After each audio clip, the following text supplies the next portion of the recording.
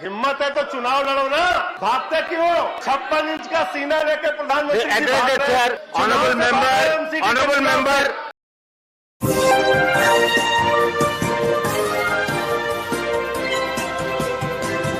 आज जब मैं सदन में आ रहा था, बिहार के बहुत सारे लोग, नौजवान साथी घर पर मिलने आए और उन्होंने अपनी पीड़ा व्यक्त की। मान्यवर, 2019 में उन्होंने रेलवे भर्ती बोर्ड के द्वारा निकाली गई परीक्षा में प्रारंभिक परीक्षा पास कर ली, मुख्य परीक्षा पास कर ली, चिकित्सा की जांच पास कर ली और 2019 से लेकर आज तक 3 साल हो गए। मान्यवर, 8 से 10 हजार नौजवान ऐसे हैं जिनको नियुक्ति नहीं मिली, जिनको आज तक ज्वाइनिंग नहीं मिली। यह बेरोजगारों के प्रति आपका रवैया है, बहुत ही दुर्भाग्यपूर्ण और पीड़ादायक है। और जब वो रेलवे भर्ती से पीड़ित नौजवान छात्र प्रयागराज में सड़कों पर उतरते हैं, पटना में सड़कों पर उतरते हैं, तो आप अपने ही देश की धरती पर उनके साथ दुश्मनों जैसा व्यवहार करते हैं। आंसू गैस के गोले छोड़ते हैं, लाठियों से उनको पिटवाते हैं, घर में घुस घुस के उनको मरवाते हैं, पिटवाते हैं। ऐसा व्यवहार करते हैं जैसे मालूम पड़ रहा है कि वो दुश्मन देश के नागरिक हैं। ये इस देश के नौजवानों के साथ खिलवाड़ मत कीजिए। और बेरोजगारों के प्रति आपका रवैया क्या है? हर जगह रेलवे में मानव ठेका प्रथा घुसेड़ दिया गया है। सफाई कर्मचारियों में ठेका प्रथा, स्टेशन के मेंटेनेंस में ठेका प्रथा, सिग्नल के मेंटेनेंस में ठेका प्रथा, बिजली के मेंटेनेंस में ठेका प्रथा, कोच के मेंटेनेंस में ठेका प्रथा। और ये ठेका प्रथा जब आप लेके आ रहे हैं तो एक तरफ आप रोजगार को मिटाने और खत्म करने का काम कर रहे हैं और दूसरे तरफ इस देश के दलितों के साथ, पिछड़ों के साथ, आरक्षण की व्यवस्था के साथ आप खिलवाड़ करने का काम कर रहे हैं, उनका हक मारने का काम कर रहे हैं आप। मान्यवर, खुद रेलवे विभाग ने यह माना है कि सेफ्टी कैटेगरी में लगभग 1,50,000 कर्मचारियों की वैकेंसी है। लगभग 1,50,000 रिक्तियां आपके पास सिर्फ सेफ्टी कैटेगरी में है, रेलवे की सुरक्षा के क्षेत्र में है। आप वो भर्ती करते नहीं। आपके पास मेंटेनेंस के क्षेत्र में या जिन क्षेत्रों में रेलवे में भर्तियां खाली है, वहां पे आप भर्ती क्यों नहीं करते? 3 लाख भर्ती अगर रेलवे विभाग चाहे तो पक्की सरकारी कर्मचारियों की कर सकती है। लेकिन आपको पिछड़ों का हक मारना है, दलितों का हक मारना है, निजीकरण करना है, सरकारी व्यवस्था को खत्म करना है।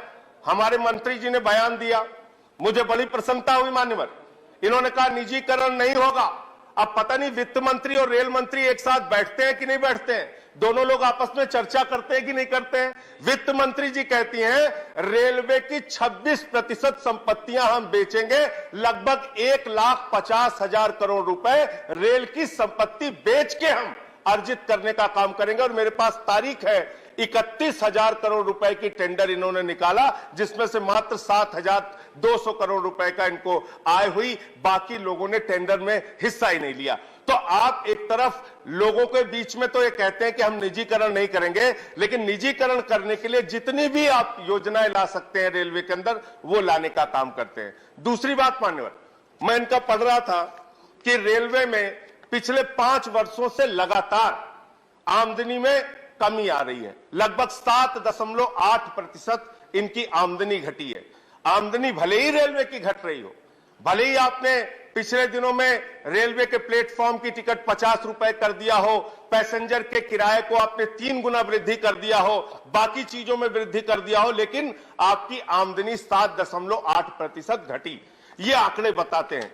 लेकिन उसके बावजूद आप अपने राजनीतिक कारणों से रेलवे को घाटा पहुंचाने के लिए तैयार रहते हैं। आप अपने राजनीतिक कारणों से रेलवे का नुकसान करने के लिए तैयार रहते हैं। मैं मान्यवर बड़ी विनम्रता पूर्वक आपके माध्यम से पूछना चाहता हूं, हमारी दिल्ली की सरकार तीर्थ यात्रा योजना लेके आई, बुजुर्गों के लिए तीर्थ यात्रा योजना।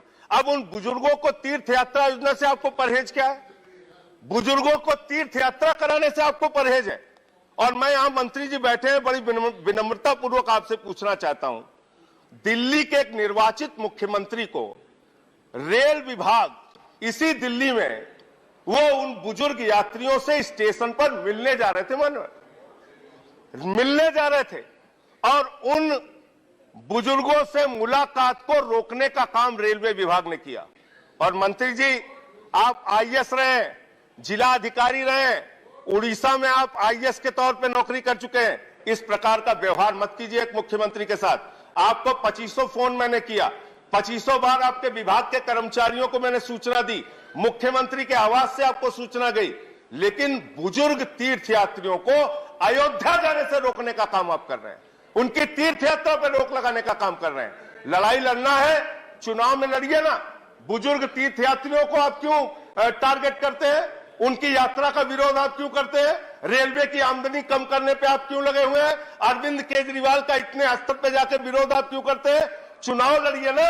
चुनाव से तो आप लोग भागते हैं। एमसीडी का चुनाव हो रहा है, भाग रहे हैं आप लोग, भाग रहे हैं। एमसीडी के चुनाव से भाग रहे मानव। मैं खत्म कर रहा हूं। चुनाव, अरे हिम्मत है तो चुनाव लड़ो ना, भागते क्यों? 56 इंच का सीना लेके प्रधानमंत्री Honorable member, please address the chair. You don't have to answer them. माननीय, मैं ये कह रहा हूं, तीन बार दिल्ली में इनकी जमानत जब्त हो गई मान्यवर। एक बार स्कूटर पार्टी बन गए, 3 सीट आई, दूसरी बार इनोवा पार्टी बन गए, 8 सीट आई। 3 बार से हार रहे, और अभी एमसीडी के चुनाव में चुनाव से भाग रहे। करे केजरीवाल का सामना नहीं कर सकते, चुनाव से इतना डरते हैं आप लोग। देश के प्रधानमंत्री की छवि खराब कर रहे हैं आप लोग। देश के प्रधानमंत्री कहते हैं हमारा 56 इंच का सीना है, आप लोग कहते हैं हमारी दुनिया की सबसे बड़ी पार्टी है। दुनिया की सबसे बड़ी पार्टी एमसीडी के चुनाव से भाग रही है, डर रही है केजरीवाल से।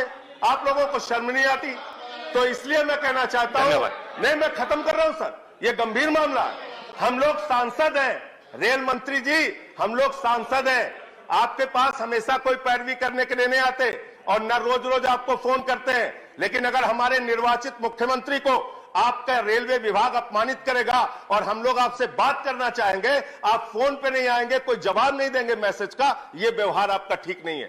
ये बहुत ही दुखद व्यवहार है। आपको दिल्ली की सरकार मुनाफे देती है, दिल्ली की सरकार रेलवे की तीर्थ यात्रा कराती है, और आप इस प्रकार का व्यवहार करेंगे, इस प्रकार का व्यवहार करेंगे। नहीं, आप खत्म कीजिए। एक अंतिम बात कहकर खत्म कर रहा हूं, सर अभी दूसरों को तो आपने 12-12 मिनट बुलवाया सर, हमारी जब बारी आती है उधर से चिल्लाने लगते हैं। आपके पार्टी के जितने समय होता है उसी हमेशा वहां चुनाव से जितना आपका समय होता है उसी हम चुनाव से बुलाते हैं, यहाँ आप बोलने नहीं देते सर। चुनाव आयोग जैसी संस्था को कंक्लूड कीजिए। चुनाव आयोग जैसी संस्था को अपनी कठपुतली बना रहे सर।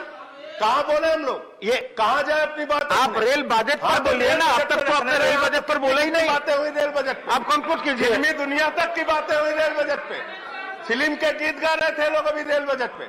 तो मैं ये कहना चाहता हूं, रेल मंत्री जी थोड़ी संवेदनशीलता लाइए अपने प्रति, बुजुर्गों के प्रति। आपने बुजुर्गों की कंसेशन खत्म कर दी रेलवे में, आप थोड़ी संवेदनशीलता लाइए। कुलियों के लिए लालू प्रसाद यादव जी जब रेल मंत्री थे, उन्होंने योजना लागू की थी उनको नौकरी देने के लिए। अब देखो कुलियों का भी विरोध कर रहे हैं सर, कुलियों का भी विरोध कर रहे हैं। आप समाप्त कीजिए। आप नहीं, गरीब आदमी का आप समाप्त कीजिए। गरीब आदमी का विरोध कर रहे हैं। आपका समय हो चुका है। सबका विकास कहते हैं लोग। चुनाव के बाद सर महंगाई बढ़ा रहे हैं, सिलेंडर का दाम, गैस का दाम, डीजल का दाम, पेट्रोल का दाम, और यहाँ बोलिए कुलियों का विरोध। धन्यवाद, आपका सारा पॉइंट खत्म हो चुका है। अब मैं कह रहा हूं, देश के पूर्व रेल मंत्री ने इस देश के कुलियों के लिए, जिनके ऊपर एक फिल्म बनी थी, गाना था सारी दुनिया का बोझ हम उठाते हैं, उन बोझ उठाने वालों के लिए देश के रेल मंत्री लालू प्रसाद यादव जी ने नौकरी देने की व्यवस्था की थी। आज वो मारे फिर रहे हैं, एप्लीकेशन देते हैं, धन्यवाद, खाते हैं, स्पीकर जवाहर सरकार नहीं सुनते। तो इसलिए इस देश के जवाहर सरकार जी साथ खिलवाड़ मत कीजिए। आप लोग तो पकौड़ा योजना पहले जवाहर सरकार जी, अभी यूपी के नौजवानों को इन लोगों ने कहा मान्यवर, यूपी के नौजवानों को जाके प्रधानमंत्री ने कटोरा योजना दे दी, पहले पकोड़ा योजना, अभी कटोरा। धन्यवाद।